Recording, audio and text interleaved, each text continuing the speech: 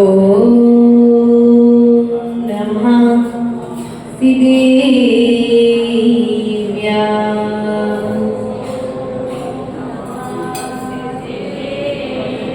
नमो ऐर्यन्ताणं नमो सीताणं नमो आयर्याणं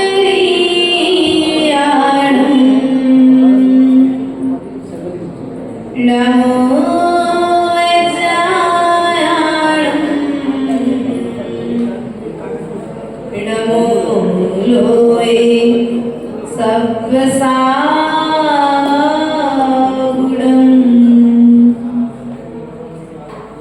सत्त्वेषु मैत्रीं गुणेषु प्रमोदं क्लिष्टेषु जीवेषु कृपाकरत्वं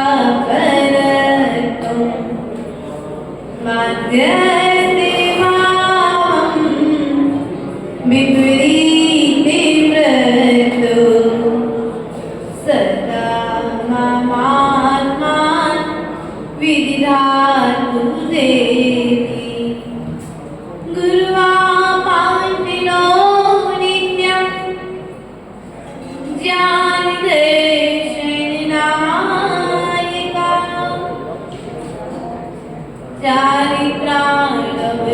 चारित्राणवगम्भीर मोक्षमार्गोपदेशिका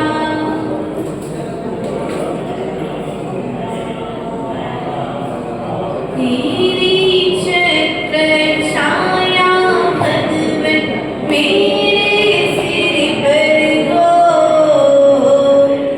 मेरा अंतिम मरण समाधि तेरे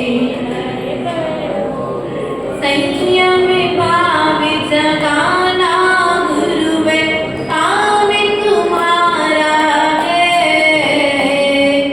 संयम पालन करना गुरुवे काम हमारा है। अभी तो प्रतिपद प्रतिपद मेरा संयम प्रतिपद हो,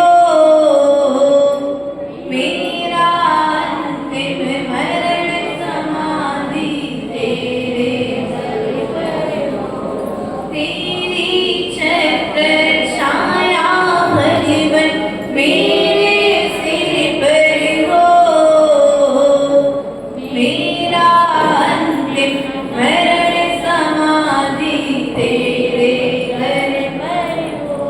बोले अनंतानंद सिद्ध परमेश्वरी भगवान की जय। देवादिदेव मूलनायक आदिनाथ भगवान की जय। वर्तमान शासनायक वर्तमान स्वामी की जय। आचार्य भगवंत एक्सपर्ट विलास सागर जी महाराज की जय। आचार्य गुरुवर एक्सपर्ट विभव सागर जी महाराज की अहिंसामय विश्व धर्म की जय। श्री सिद्ध श्री महाराज की जय। समस्त आज्ञा संघ की जय। प्रिय अर्पण। सत्त्वेषु मैत्रीं गुणेषु प्रमोदं क्लिष्टेषु जीवेषु कृपापरत्वं। सभी जीवों में मैत्री भाव, गुणी जनों में प्रमोद का भाव और दुर्जनों में माध्यस्थता का भाव रखना सामयिक है। ऐसा आचार्य भगवंत ने प्रथम कारिका के माध्यम से हमारे लिए बताया था। आज सामयिक के स्वरूप अर्थात आत्मा के स्वरूप को जानने के लिए कारिका नंबर 13वां प्रवेश करते हुए हम आत्मा के स्वरूप को जानेंगे। योदैशिन ज्ञान सुख स्वभाव समस्त संसार विकार विकार बाह्या समाधि गम्या परमात्मी संज्ञा सादेव देवो हृदये ममास्ताम्। अर्थात आचार्य भगवत कहते हैं यो मतलब जो दर्शन ज्ञान सुख स्वभाव वाले हैं, समस्त संसार के विकारों से जो दूर हैं अर्थात रहित हैं और समाधि के द्वारा जिन्होंने आत्मा का अनुभव किया है, सादेव देवो हृदये ममास्ताम्, वे देवादिदेव अरहंत देव मेरी हृदय रूपी वेदी पर विराजमान रहे। प्रिय आत्माएं, दर्शन ज्ञान सुख स्वभाव वाले, अनंत दर्शन, अनंत ज्ञान और अनंत सुख। क्या? अनंत दर्शन, अनंत ज्ञान और अनंत सुख। आचार्य भगवत कहते हैं आप सुख चाहते हो, चाहते हो ना? सुख चाहते कि नहीं चाहते? आचार्य भगवान कहते हैं हम आपको सामान्य सुख देना नहीं चाहते, अर्थात हम आपको भौतिक वस्तुओं से प्राप्त होने वाला सुख देना नहीं चाहते। हम आपको सुख देना चाहते हैं, वह सुख देना चाहते हैं जो सुख पार्श्वनाथ भगवान सिद्धालय में बैठ करके अनुभव कर रहे, वह सुख है शाश्वत सुख, आत्मा का सुख। वो कैसे प्राप्त होगा? तो आचार्य भगवान कहते हैं जैसे जैसे मोह घटेगा। क्या घटेगा? कवि जी क्या घटेगा? बढ़ाना है, जैसे जैसे मोह घटेगा वैसे वैसे सुख घटेगा। तो हमको तो बीच रास्ता के प्रति मोह बढ़ाना है ना। भगवान के प्रति भी मोह है, उसमें भी दो व्यवस्था है, प्रशस्त मोह और अप्रशस्त। क्या? प्रशस्त और अप्रशस्त। अब यदि प्रशस्त राग है, मोह की संतान दो, राग और द्वेष। अब आचार्य भगवान कहते हैं राग करना, गुरु से राग करना और प्रभु से राग करना, लेकिन गुरु से और प्रभु से इतना राग करना जितना राग गौतम गणधर में भगवान महावीर स्वामी से। भगवान गौतम गणधर ने भगवान महावीर स्वामी से राग किया, इतना राग किया, उनका राग प्रशस्त था और जैसे ही भगवान को केवल ज्ञान हुआ, शाम को गौतम गणधर को केवल प्रिय बंधु, राग करो, प्रभु से राग करो, गुरु से राग करो, लेकिन इतना राग करो कि वह राग हमें राग बना, वह राग हमें संसार में ना डाल दे।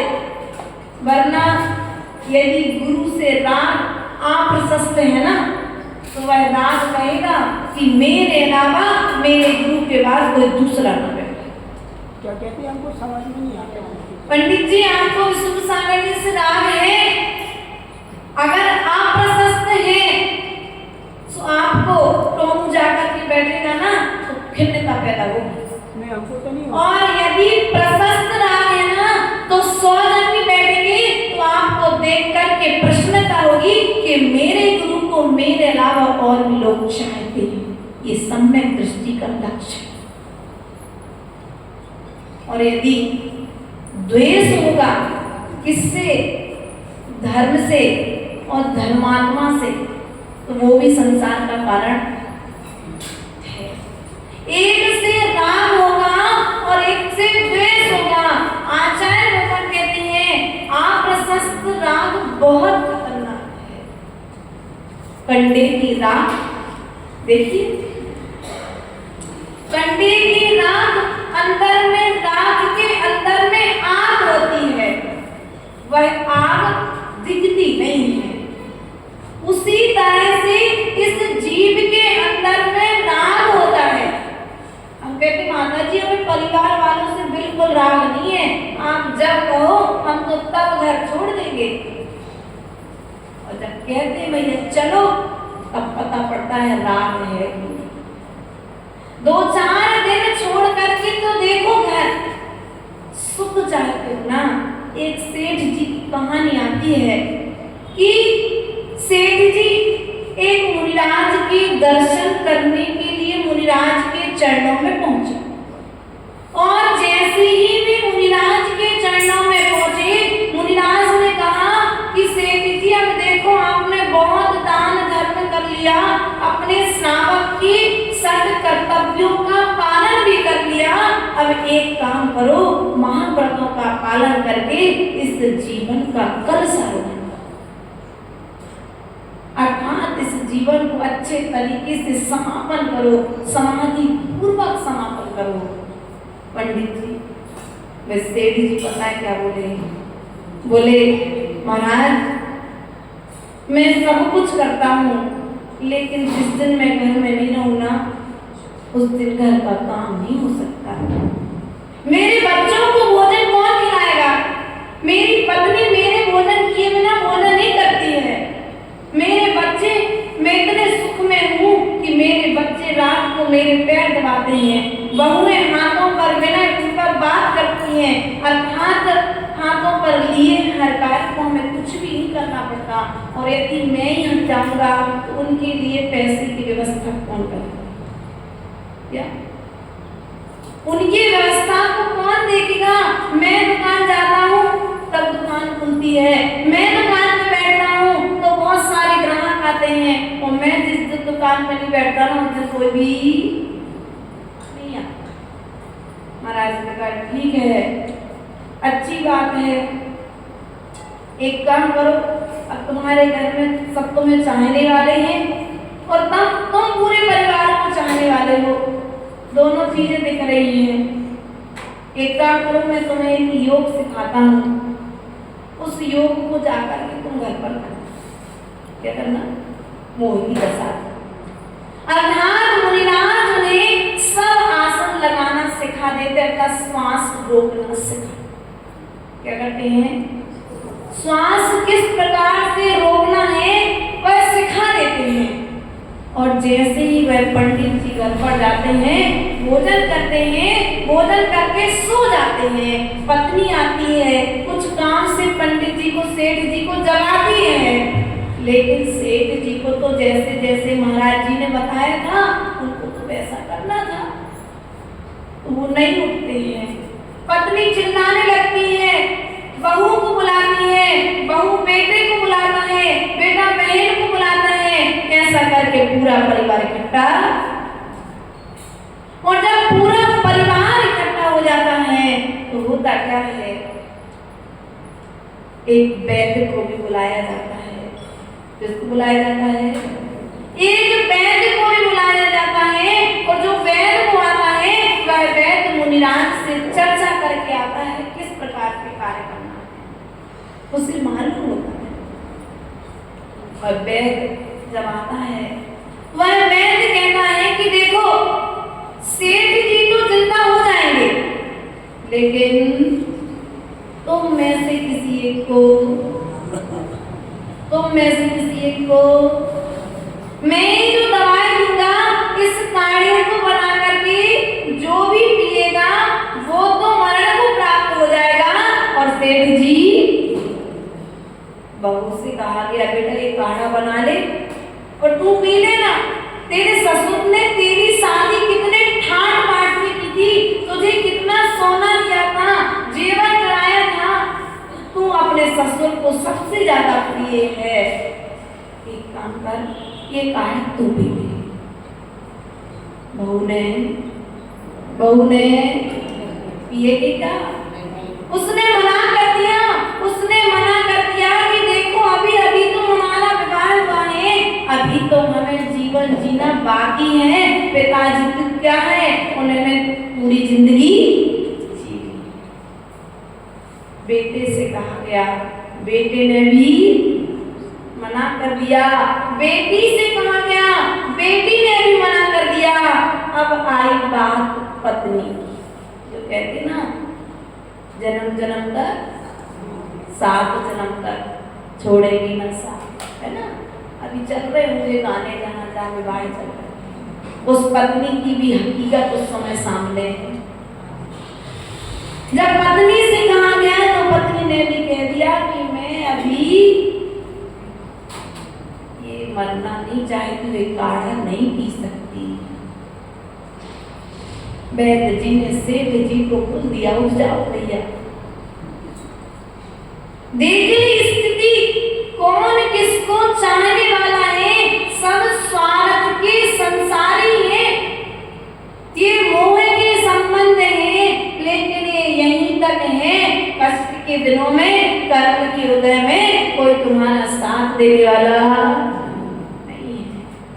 प्रिय बंधुओं, सुख चाहते हो, अनंत सुख चाहते हो, जो सुख सिद्धों के पास में है वह सुख चाहते हो, जो सुख अनंतों के पास में है वह सुख चाहते हो।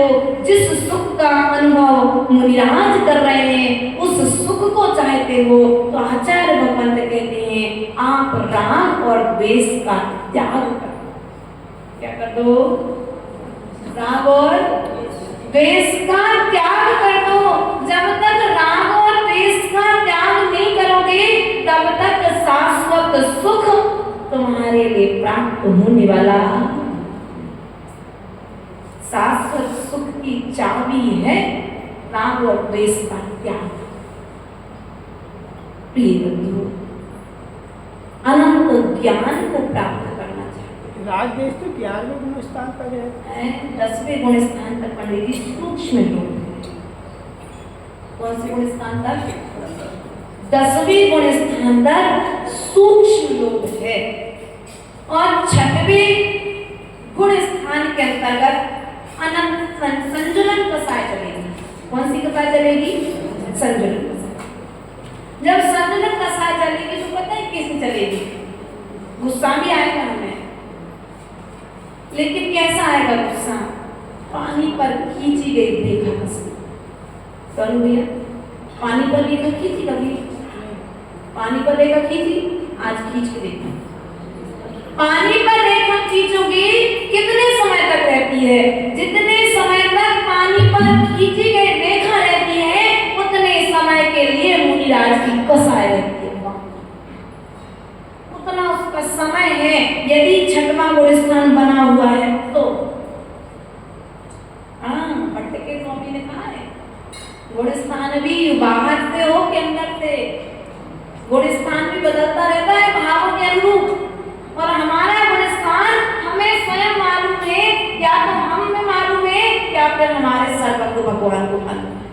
और कोई दूसरा हमारे गुण स्थान का पता नहीं कर सकता। इसलिए गुण स्थान संभालो, प्रतिपल अपने भावों को संभालो।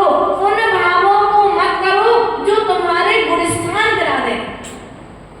और भाव वस्तुओं के पीछे बिगड़ते, व्यवस्थाओं के पीछे बिगड़ते। आचार्य गुरुदेव कहते हैं कि आप स्वयं में व्यवस्थित हो जाओ। क्या? आप स्वयं में व्यवस्थित हो जाओ, बाहर में अपने व्यवस्था से।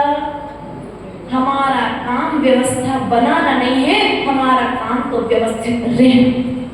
और हम अंदर में व्यवस्थित रह गए तो हमारा भीतर में गुण स्थान बना रहेगा। तो बाहर में हमने ज्यादा व्यवस्थाएं बनाने का प्रयास किया तो गुण स्थान गया। पूरा खेल गुण स्थान का है। पंडित जी पीछे कमंडल हाथ में है, बाहर में द्रव्य से ले जाएंगे, लेकिन द्रव्य के बिना भी भाव नहीं होंगे, ये बात भी निश्चित है।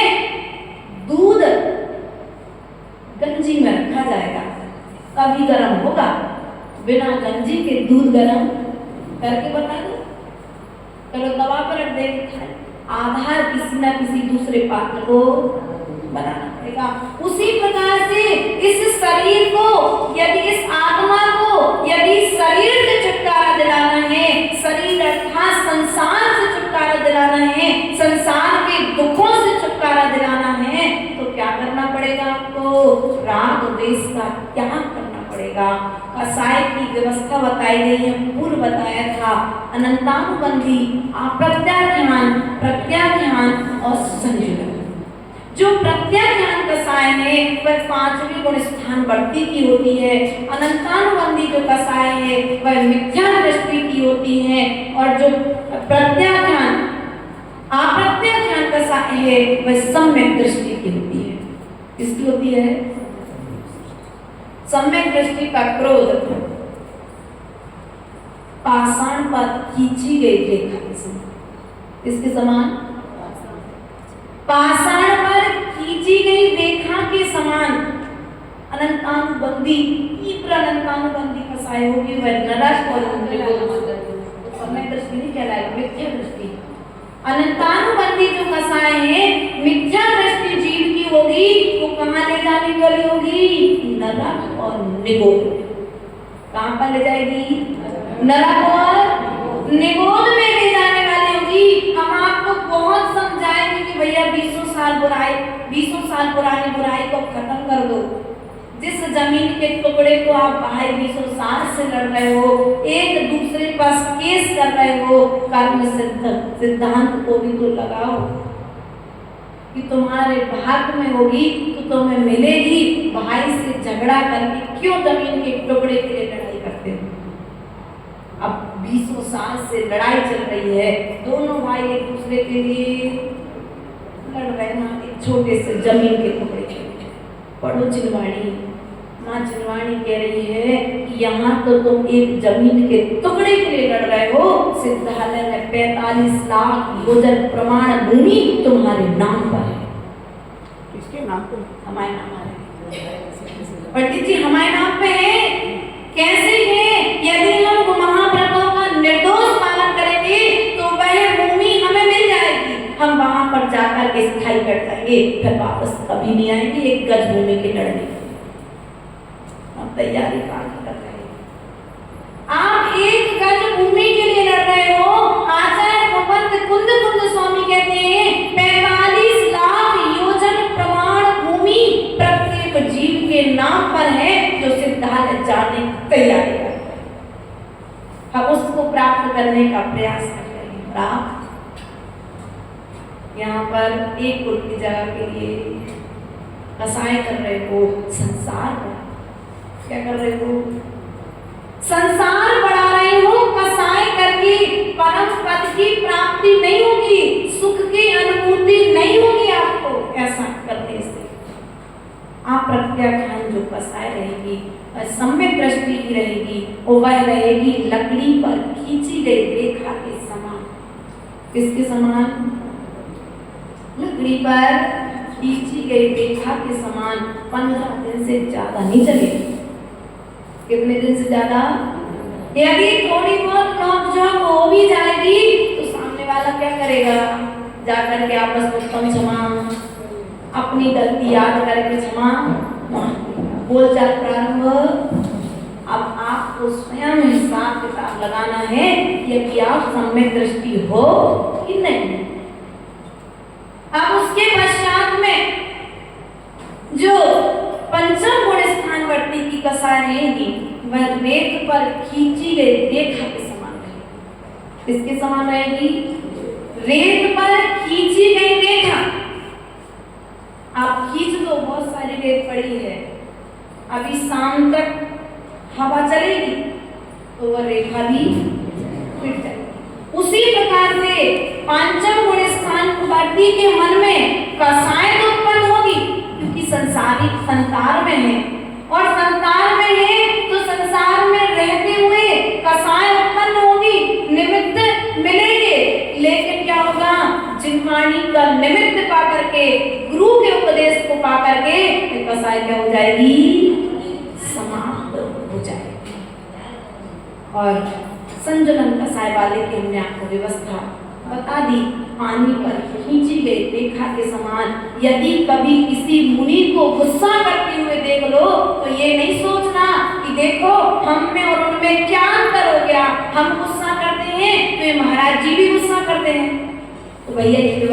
जिनवाणी में पहले से है कि अभी वो संसारी हैं, उनके गुणस्थान के अनुरूप उन्हें कसाय उत्पन्न होगी। फिर प्रयास कर रहे हैं, क्या कर रहे हैं? अभी कच्चा माल है, फैक्ट्री में तैयार होने के लिए हम चल रहे हैं। जिनवाणी के ज्ञान को अपने आचरण में लेकर के आ रहे हैं, और आचरण में लेकर के जब आ रहे हैं, जब कपड़ा बनता है तो कैसे बनता है? पहले खेत में बीज बोया जाता है, फिर बीज बोने के बाद फसल होती है, फसल होने के बाद में फिर उस रुई के फूल को निकाल कर उसमें से रुई निकाली जाती है। उसके बाद में भी रुई शुद्ध नहीं होती, उसके बाद में फिर उसे मशीनों में डाला जाता है, मशीनों में डालने के बाद में फिर उससे धागा बनाया जाता है, धागा बनाने के बाद फिर कपड़ा बनता है। उसी प्रकार से हमारी स्थिति भी है, जो अनादि काल के कसाय के संस्कार हैं, अनादि काल के जो पाप के संस्कार हैं, अनादि काल के जो राग द्वेष के संस्कार हैं, उन संस्कारों को हम जिनेंद्र देव की फैक्ट्री में आकर के तोड़ने का, खत्म करने का प्रयास कर रहे हैं। जो दोष हैं उन्हें क्या कर रहे हैं? दूर करने का पुरुषार्थ कर रहे हैं। अभी दोष पूर्ण रूप से दूर नहीं हुए। यदि पूर्ण रूप से दोष दूर हो जाएंगे तो हम भी भगवान बन जाएंगे। हम इस संसार में नहीं रहेंगे, फिर हम आपके बीच में फिर नहीं रहेंगे। प्रिय बंधुओं, हम अनंत सुख चाहते हैं और अनंत ज्ञान चाहते हैं। क्या चाहते हो? अनंत सुख और अनंत ज्ञान चाहते हो। अब अनंत ज्ञान चाहते हो तो आचार्य भगवान कहते हैं अनंत ज्ञान को प्राप्त करने के लिए ज्ञान वाले की विनय करो, ज्ञान का अहंकार मत करो। क्या करो? ज्ञान वाले की कौन सा ज्ञान? कौन सी ज्ञान वाले की? जो पैसा कमा के दे रहे हैं उसकी? सम्यक ज्ञान अर्थात जिनवाणी के ज्ञान का जो आचरण कर रहा है, ऐसे जीव की विनय करो, जिनवाणी की विनय करो, जिन शास्त्रों की विनय करो। कवर चढ़ाओ, क्या करो? अज्ञान हटाना है ना। आज माता हमारे पास आकर के पूछती हैं, माता जी बच्चे बहुत ज्यादा ऊधमी है, बच्चा पढ़ने में मन नहीं लगता उसका, उपाय बता देते हैं। और हम क्या उपाय बताएंगे? आचार्य भगवंत जिनवाणी में सब कुछ लिख करके कहते हैं, यदि आप चाहते हो कि आपका बच्चा पढ़ाई में होशियार रहे, ज्ञानी रहे, तो जिनवाणी पीछे में रखी हुई है, अलमारी में रखी ना व्यवस्थित तरीके से, उस जिनवाणी के सामने एक अर्घ रोज चढ़वाना प्रारंभ कर देना। कौन से चावल? पीले चावल। कौन से चावल? यदि आपको ज्ञान चाहिए है तो अपने बच्चों से जिनवाणी पर कवर चढ़वाना। क्या चढ़वाना? तुम्हारा बच्चा अनीता जब तुम्हें साड़ी ला करके देता है तो कितनी खुशी होती है। उसी प्रकार से जब तुम अपने बच्चों के हाथों से जिनवाणी पर कवर चढ़वाओगे, जिनवाणी को जमवाओगे, तो उसका भी अज्ञान हटेगा, कुछ तो ज्ञान। बच्चे को मंदिर में लेकर के आओ, भगवान के सामने 5 पुंज चढ़वाना। कितने पुंज चढ़वाना है? 5। जिनवाणी के सामने 4। कितने चढ़वाना है? 4। कौन कौन से? प्रथमानियों, करणानियों, चरणानियों और द्रव्यानियों। ये चारों हरिओं के अर्घ्य चढ़वाना जो चाहिए है।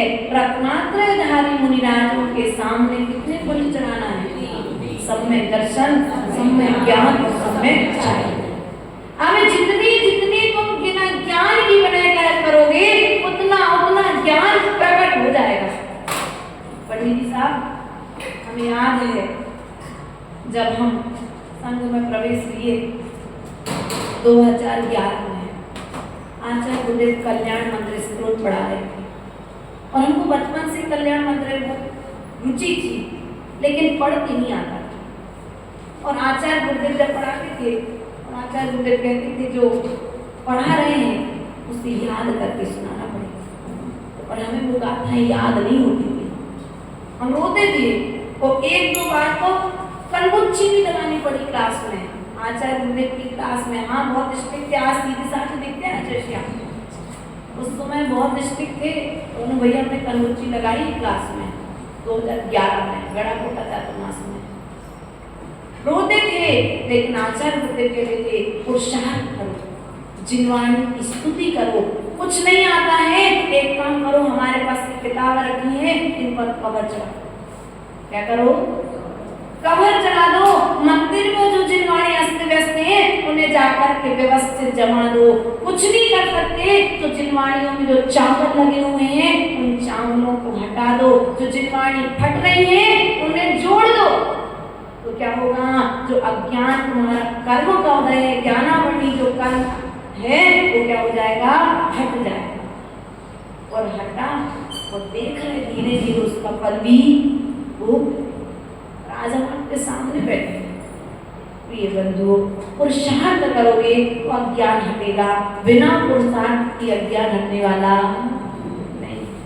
प्रयास करो, बच्चों को जिनवाणी पढ़ने का संस्कार बनाओ, सुनाने का संस्कार बनाओ। घर की बातें तो बहुत सुनाते हो, जब बच्चा भोजन करने बैठता है सुनाते ना, बेटा ऐसा हो गया, उनका फोन आया था, उनका ऐसा हो गया, अब कैसा करना है। नहीं, ये बातें नहीं सुनाना भोजन करते समय। जब बच्चा भोजन करने बैठे उस समय जिनवाणी की बात सुनाना कि बेटा मंदिर में प्रवचन चल रहा है, आज ऐसी बात सुन करके आए हैं। तो क्या होगा? तुम्हारा ज्ञानावली कर्म क्षय होगा, ज्ञान बढ़ेगा। और हम क्या सुनाते हैं? बी कथाएं। क्या सुनाते हैं? भी कथाएं सुनाते हैं। अब तो मैं सुमुख से जो सुना रहे हो, चाहते तो हैं कि हमें भी समोसन में बैठने मिले, हमारी भी बात को कोई सुने, चाहते ना। आज वृद्धों की स्थिति यही है, बच्चे सुनना नहीं चाहते। देखो पंडित जी जैसा पुण्य करोगे ना तो पुत्र भी सेवा करेगा, पुत्र भी पानी पिलाएगा। और यदि जिनवाणी की सेवा तुम नहीं करोगे ना तो तुम्हारा पुत्र भी तुम्हारी सेवा नहीं।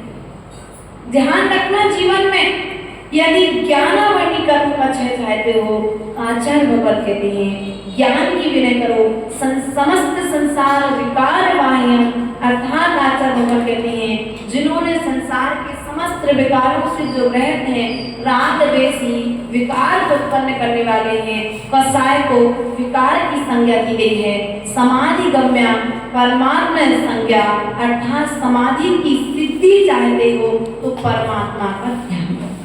किसका ध्यान करो? किसका ध्यान करना है? बोलो तो। पत्नी का, पैसे का, पुत्र का, किसका ध्यान करना है? आप लोग परमात्मा का ध्यान करते कि पुत्र का ध्यान करते? माँ पुत्र का ध्यान करती है, पत्नी पति का ध्यान करती है, और पुत्र और पिता पैसे का ध्यान करते। पैसा कैसे आए? माँ कृष्ण में लगे रहते ना, नहीं लगे रहते भैया, आप लोग व्यापारी हो। ध्यान रखना, जितना ध्यान तुम पैसे का करते हो उतना ध्यान तुम परमात्मा का करने लग जाओ तो कर्म की निर्जरा होगी और समाधि की सिद्धि होगी। तब कहीं जाकर के तुम्हारी हृदय रूपी वेदी पर जिनेंद्र भगवान विराजमान होंगे। इन्हीं भावनाओं के साथ में एक बात कहते आते हैं, सुनते आ रहे हैं। मैंने आंगन नहीं बुहारा, बोलते ना, मैंने आंगन नहीं बुहारा, कैसे आएगी भगवान, कैसे आएगी भगवान। मैंने दिल से नहीं पुकारा, मैंने दिल से नहीं पुकारा, कैसे आएंगे भगवान, कैसे आएंगे भगवान। प्रयास और पुरुषार्थ करो। जिस प्रकार से घर से रोज झाड़ू लगाते हो, कचरा निकाल देते हो, उसी प्रकार से एक बार अंतरंग में झांक करके देखो। कसायों के कचरे को बाहर निकालोगे तो हृदय रूपी वेदी पर भगवान आकर के विराजमान हो जाएंगे। इन्हीं भावनाओं के साथ बोले परम पूज्य आचार्य गुरुवर 108 विभव सागर जी महाराज की जय।